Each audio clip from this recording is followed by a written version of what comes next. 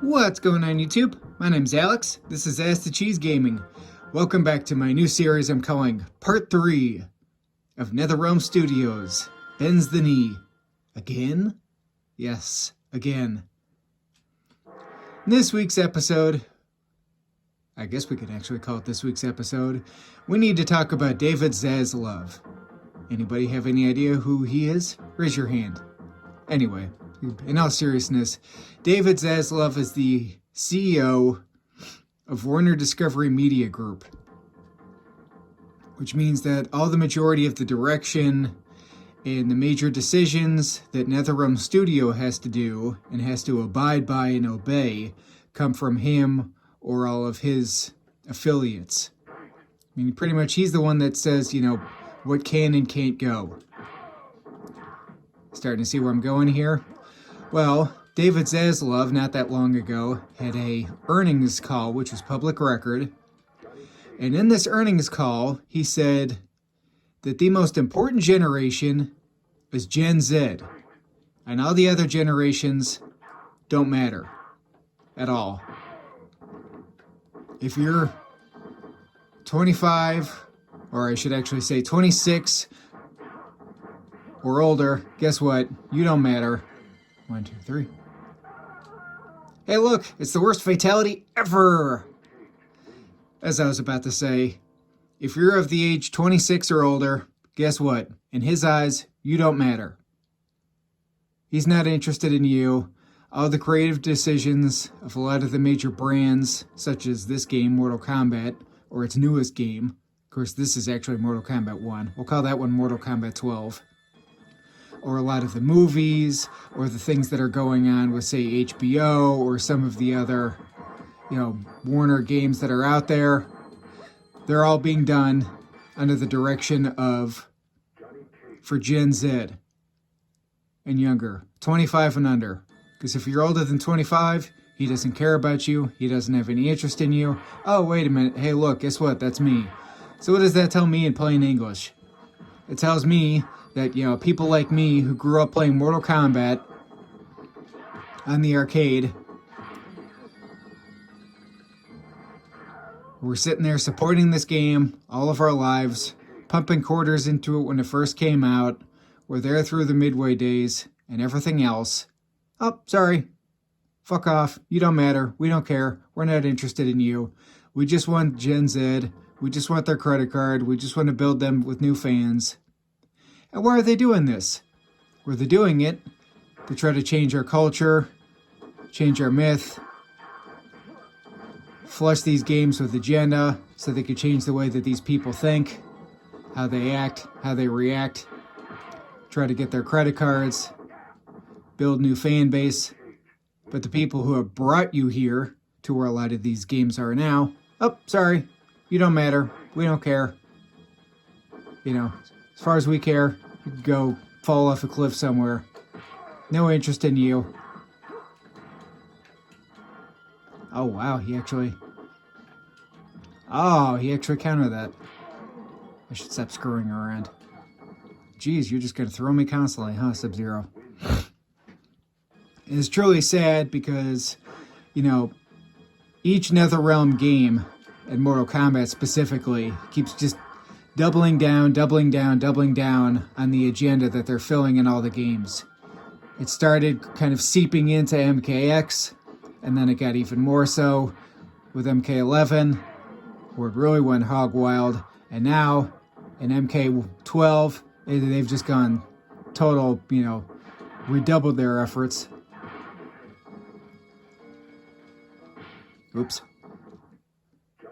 Just flushing it with agenda, demasculinization of the men, filling the game with, white man bad, diversity, equity, inclusivity, LGBTQIA, rainbow agenda, strong, powerful women. And look, again, I reiterate, who you lay in bed with at night is completely your own business. I don't care. You want to be a man and lay with another man? Congratulations, I'm happy for you. As I said previously, you're a lady and you have a wife, husband and kids and everything else, good for you. God bless you, good luck to you.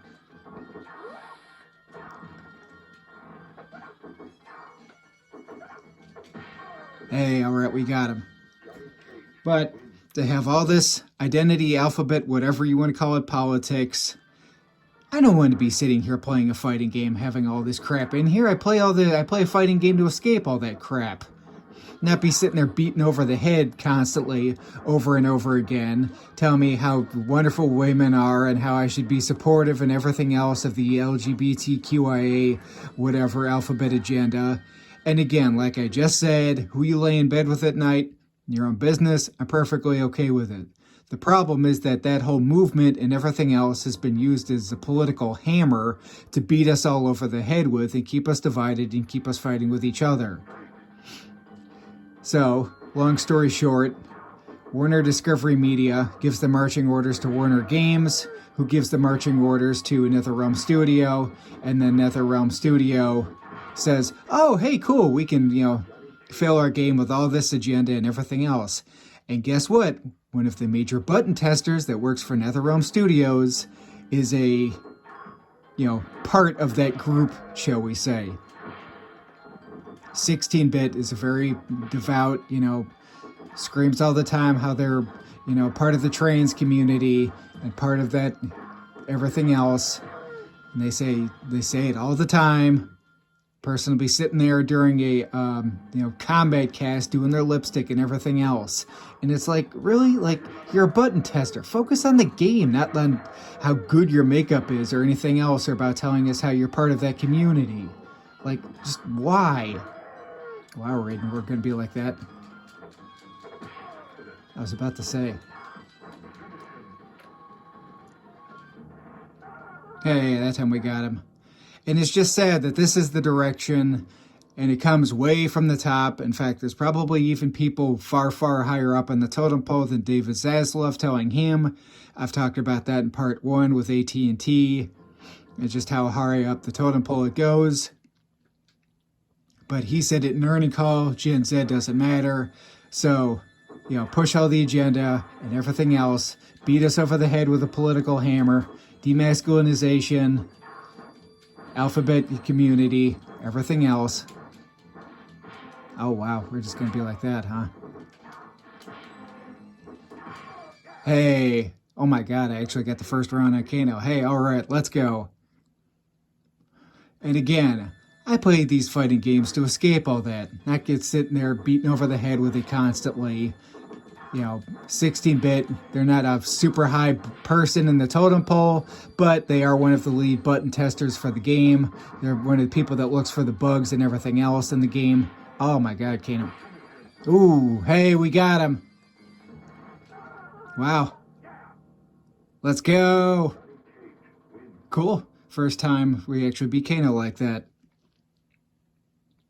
So if you're wondering where a lot of the creative decisions are coming from, or who's pushing all this agenda, or why it's even in there, well, one, because per Warner Discovery Media's own webpage, you could find it up, you could look it up yourself, they're trying to hire diverse, equitable group of people that fit their agenda, fit their narrative, who will sit there and help them push for this agenda.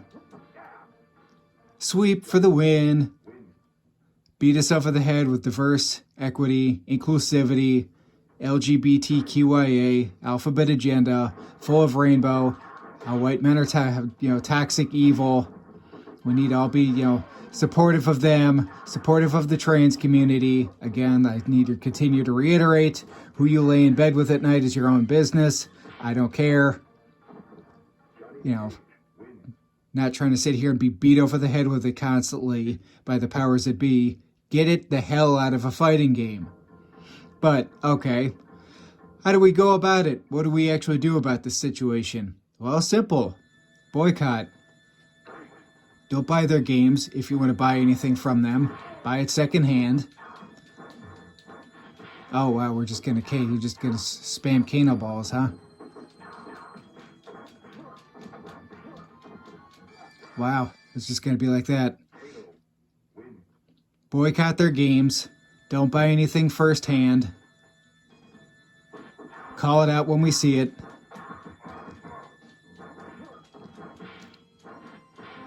Don't be sitting there being an NRS, simp or fanboy or anything else. Band together, stop attacking each other, and just try to help each other where we can. And pay attention to what's going on and the agenda that's here in all these games. Because trust me, I know it's not just a Mortal Kombat, but for the sake of this video, I'm focusing on Mortal Kombat. It's there, and it's overflowing. Thanks for watching, everybody. Stay tuned for part 4. Until next time.